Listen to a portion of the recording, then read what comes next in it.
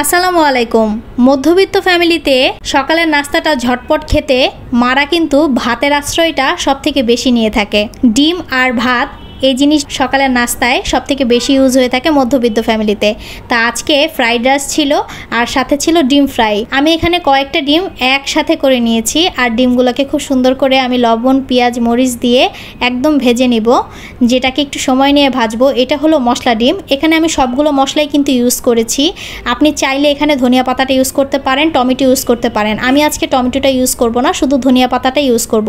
এইভাবে যাবতীয় মশলা দিয়ে ডিমটাকে ফ্রাই করে দেখবেন, খুবই ভালো লাগবে, অন্যরকম একটা স্বাদ লাগবে। আমি কিন্তু 3টা ডিম একসাথে নিয়ে এবং একসাথে সময় নিয়ে ভেজেছি, যেটা খেতে কিন্তু দারুণ মজা ছিল। আর এইভাবে সকালে নাস্তাটা দিলে একটু ভিন্ন রকম হয়ে থাকে আর সবাই খেতে কিন্তু অনেক বেশি পছন্দ করে। তো আমার খাবারের নাস্তায় আজকে ছিল ফ্রাইড রাইস আর ডিম ফ্রাই। মধ্যবিত্ত ফ্যামিলির জন্য এই ফ্রাইড রাইসটা আর ডিমটা সব থেকে বেশি ফেভারেবল। ডিম বলতেই আমাদের বাচ্চা কাচ্চারা একদম মোহিত হয়ে যায়, কারণ ডিম ছাড়া যেন আমাদের বাচ্চা কাচ্চাদের খাওয়া কোনো বেলাতেই সম্পূর্ণ হয় না। তো ডিম ফ্রাই এটা কিন্তু খুবই মজার একটা খাবার। সকালের নাস্তায় বাচ্চাদেরকে অবশ্যই ডিম সিদ্ধ কিংবা ডিম খাওয়ানোর চেষ্টা করবেন। বাচ্চাদেরকে ডিম খাওয়ানোটা অনেক বেশি জরুরি।